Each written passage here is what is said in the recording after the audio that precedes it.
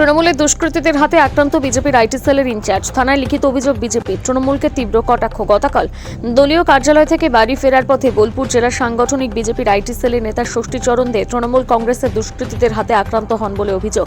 মারধরের জেরে আহত ষষ্ঠীচরণ দেকে বোলপুর মহকুমা হাসপাতালে ভর্তি করা হয়। আজ এই ঘটনায় বিজেপির বোলপুর জেলার সাংগঠনিক সভাপতি শ্যামাপদ মণ্ডল সহ কয়েকজন বিজেপি নেতা শান্তিনিকেতন থানায় লিখিত অভিযোগ দায়ের করে। থানা প্রাঙ্গণে সাংবাদিকদের শ্যামাপদ মণ্ডল বলেন, ঘটনাস্থলে সিসিটিভি ফুটেজ খতিয়ে দেখে প্রকৃত দোষীদের দ্রুত গ্রেপ্তার করতে হবে। গ্রেপ্তার না হলে ভারতীয় জনতা পার্টি রাস্তায় নেমে আন্দোলনে নামবে বলে হুঁশিয়ারি দেন তিনি আরও দাবি করেন, বিজেপি কখনো হিংসা, ভীতি প্রদর্শন বা লুটপাটের রাজনীতিতে বিশ্বাস করে না। পাশাপাশি তৃণমূল কংগ্রেসের প্রতিষ্ঠা দিবসের দিন অস্ত্র প্রদর্শনের অভিযোগ তুলে তীব্র কটাক্ষ করেন তিনি। আমি পরিষ্কারভাবে বললাম, প্রশাসনকে বলে এলাম, টিভির কথা বললেন, যা কিছু আছে ধরুন প্রকৃত মার দিয়েছে, অন্যায় করেছে, তাদেরকে গ্রেপ্তার করতে হবে। গ্রেপ্তার করুন, না হলে ভারতীয় জনতা পার্টির রাস্তায় নেমে আন্দোলন করবে। আর আমরাও ভারতীয় জনতা পার্টি, তারা একটা রাজনীতি করে, আমরাও একটা রাজনীতি করি।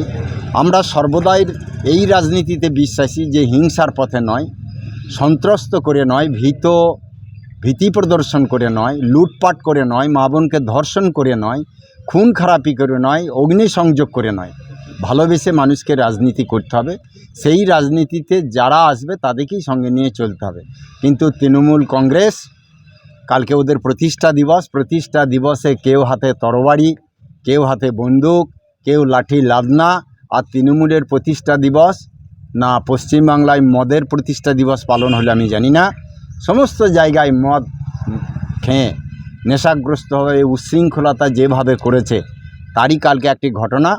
প্রশাসনকে সঠিকভাবে বলে এলাম, সঠিক এর মূল্যায়ন করুন এবং আইনগতভাবে গ্রেপ্তার করুন, নাহলে ভারতীয় জনতা পার্টির রাস্তায় নামতে বাধ্য থাকবে। এটা আমরা বলে এলাম। থানা থেকে কি জানালো, কোনো আশ্বাস দিল? হ্যাঁ, আশ্বাস দিল যে আমাকে 1-2 দিন সময় দিন। সিসিটিভি ফুটেজও ওনারা নাকি পেয়ে গিয়েছেন এবং কিছু বাইরের লোক আছে। উনি যেটা বললেন ওসি, যে লাভপুর থানার লোক এখানে ঝামেলা করেছে। আমরা লাভপুরের করুক, লগ্নের করুক, এটা দেখার দরকার নাই, তাকে গ্রেপ্তার করতে হবে, শাস্তি দিতে হবে, এটাই আমাদের কথা।